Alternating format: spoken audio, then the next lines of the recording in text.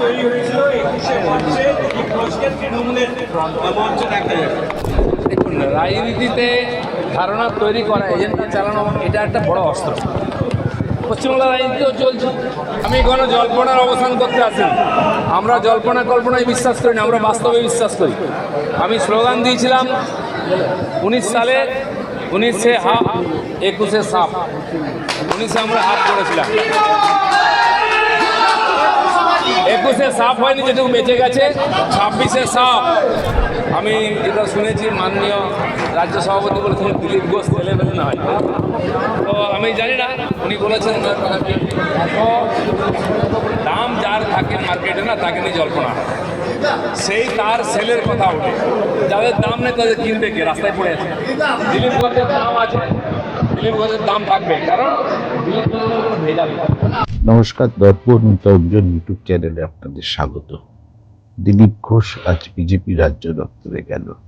যে জল্পনাগুলো উঠেছিল দিলীপ ঘোষকে নিয়ে, তা কার্যত ধুলোয় মিশে গেল বলা যেতে পারে।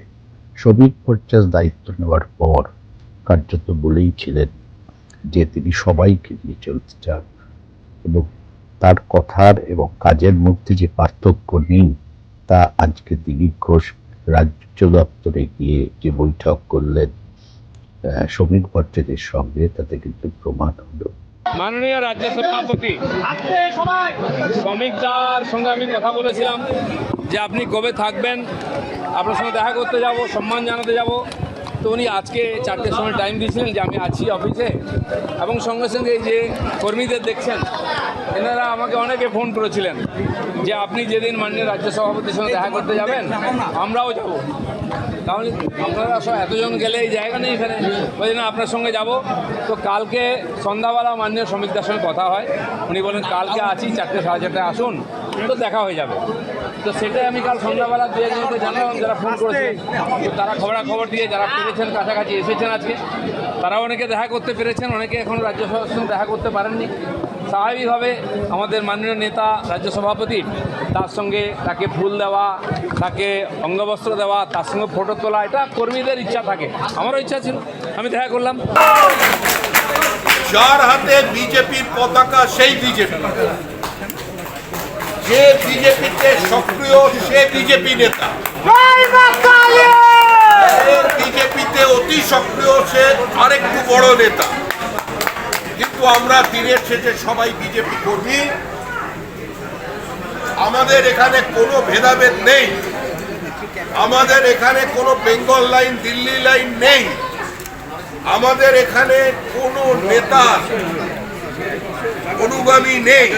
আমরা সবাই একটা প্রতীকের অনুগামী, আমরা সবাই বিজেপি, আমাদের প্রতীক পদ্ম ফুল।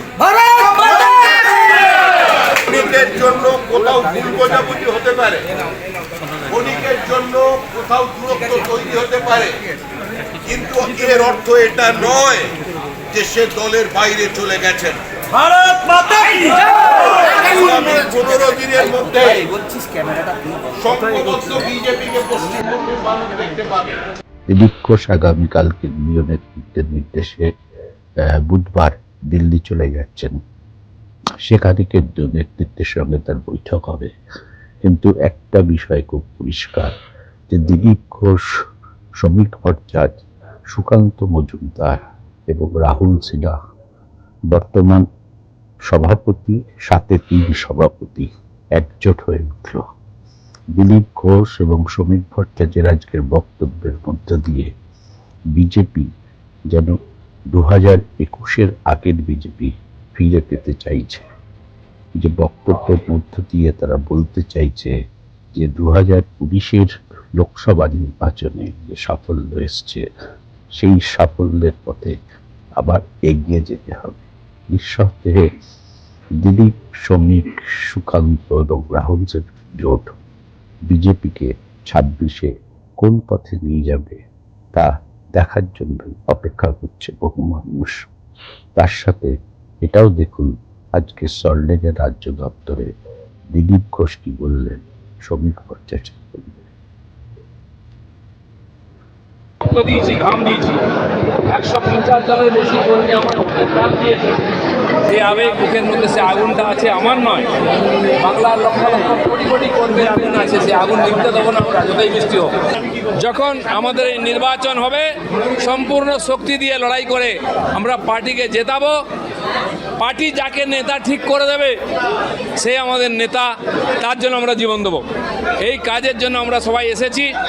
নিজের নিজের জেলায় মাননীয় রাজ্য সভাপতি যখন যাবেন, সেই সম্বর্ধনা এমন হবে, সবাইকে ডেকে মানুষের স্বপ্ন সফল করার জন্য এমন প্রোগ্রাম করবেন যেন রেকর্ড হয়।